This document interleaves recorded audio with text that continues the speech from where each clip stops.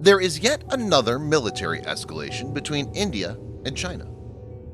On the 29th of August at night, Indian soldiers thwarted an attempt by Chinese troops to occupy some heights near the southern bank of Pangong Tso.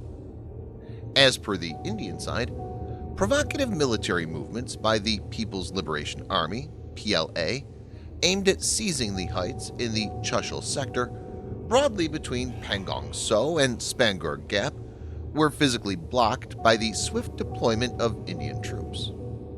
It's interesting to note that this skirmish took place in the region that's at an altitude of around 15,000 feet. As per an Indian senior officer, the preemptive action taken by our troops from the nearby Thakung and other posts foreclosed the PLA's options to change the status quo existing arrangement where perceptions of the line of actual control overlap in the area. After the successful defensive move, India has undertaken an offensive too, and has occupied previously unmanned positions which are claimed by both countries. In this video, Defense Updates analyzes how India is giving it back to China by capturing the strategic position in the line of actual control. Let's get started. This video is sponsored by War Thunder. If you are, like us, fascinated by military vehicles and technology, I recommend you give War Thunder a try. It's a military vehicle combat game which you can download and play for free on PC, PlayStation 4, and Xbox One with cross-platform support.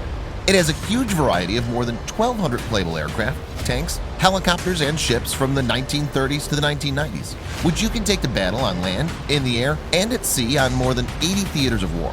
War Thunder's been kind enough to offer all Defense Updates viewers a special bonus, which will grant you a free premium tank, aircraft, or ship, and 3 days of premium account time for registering using our link in the description below.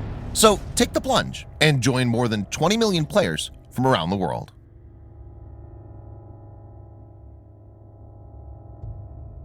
The de facto border between China and India is the Line of Actual Control, LAC. Both countries have a difference in perception of their actual alignment at nearly 14 different points. This has emerged as an issue between the two nuclear-armed nations. On the 15th of June, these two militaries engaged in conflict in eastern Ladakh's Galwan Valley. It resulted in significant casualties. The Indian Army stated that 20 Army personnel, including Commanding Officer Colonel Santosh Babu, lost their lives. Though China didn't reveal the casualties suffered by it, Indian as well as American intelligence indicated that it lost 35 to 45 personnel. It's important to note that firearms were not used by any side, as per an accord signed earlier. The two countries have held discussions at different levels, but tensions have simmered since then. The latest flare-up indicates that the situation hasn't diffused.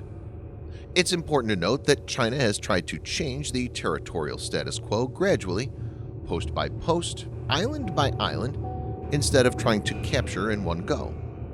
For example, China first occupied the Paracel Islands in 1974, and then slowly expanded its presence southward by attacking Vietnam's islands in the Spratly chain in the 1980s. This strategy, known as salami slicing, aims for the slow accumulation of small changes. China seems to be trying to use the same tactics against India.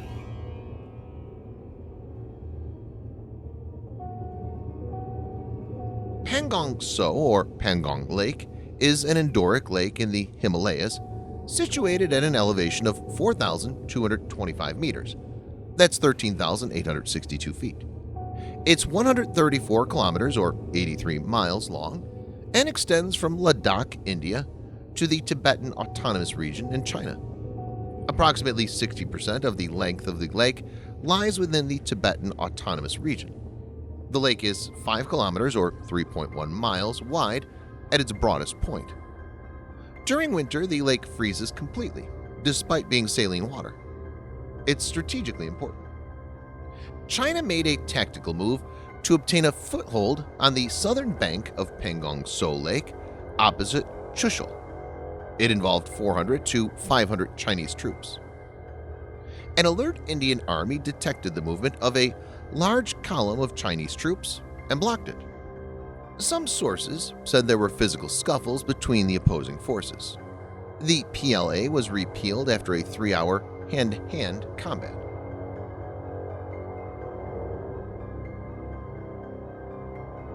The next morning, India made a tactical move. The Indian army has captured an important point in the surrounding hills of the Pangong Tso Lake.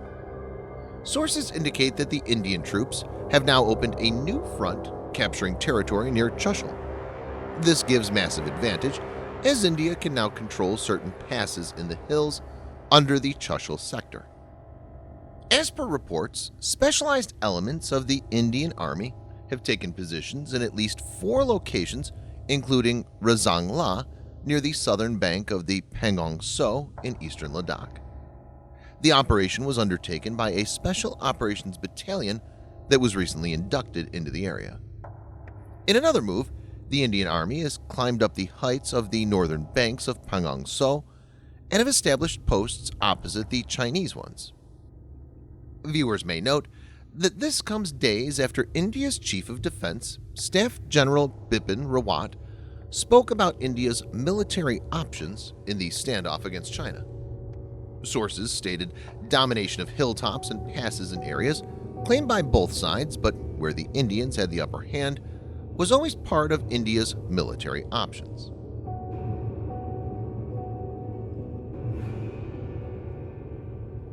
The Chinese Foreign Ministry had said that India grossly violated China's territorial integrity and illegally trespassed the Line of Actual Control (LAC) on Monday.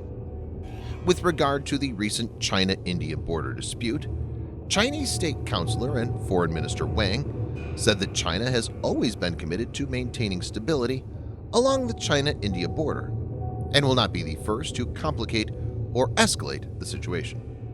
He added, "The boundary between China and India has not yet been demarcated, so there have been problems. China will firmly safeguard its sovereignty and territorial integrity, and we are ready to manage all kinds of issues through dialogue with the Indian side." Chinese Communist Party's unofficial mouthpiece, Global Times, opined that China must resolutely counterattack India's opportunist move.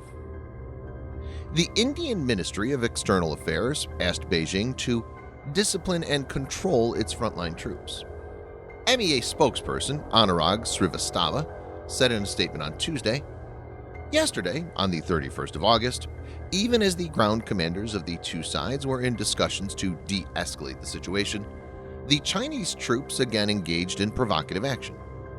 Due to the timely defensive action, the Indian side was able to prevent these attempts to unilaterally alter the status quo." This clearly points to China's deceitful behavior. India's External Affairs Minister, Dr. S. Jaishankar, issued a veiled threat to China on Monday.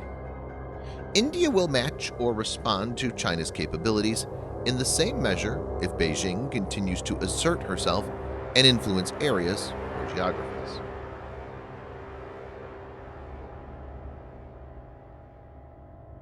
Viewers may note that the June clash was the first time that India and China were involved in a fierce confrontation since the deadly clashes between the two armies that took place in Nathu La in 1967, which resulted in the death of 88 soldiers of the Indian Army and about 300 soldiers of the PLA.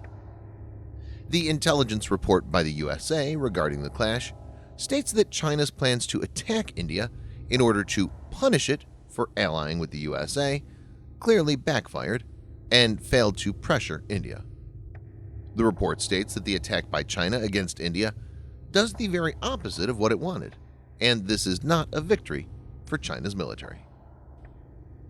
It observes that the attack by China has inspired widespread outrage in India and actually pushed India closer to the USA in its economic policies. U.S. intelligence had nailed Chinese lies that the June conflict was a spontaneous result of the escalation of tensions at the LAC. The latest clash confirms the same and points to premeditated Chinese misadventure. China had bid its time, laid low, but has risen economically and militarily. In the last decade or so, it's changed its stance and has been very aggressive in its posturing. This clash is a result of China's expansionist policy with the intention of land grab. But India is not a small country, like some of the Chinese neighbors whom it's been bullying for a long time. It's important to note that both the countries possess nuclear weapons, and an escalation could lead to massive destruction. Thanks for watching. Subscribe for more videos like this. Hit the like button if you find the video interesting, and kindly provide your feedback in the comment section. This will help us improve.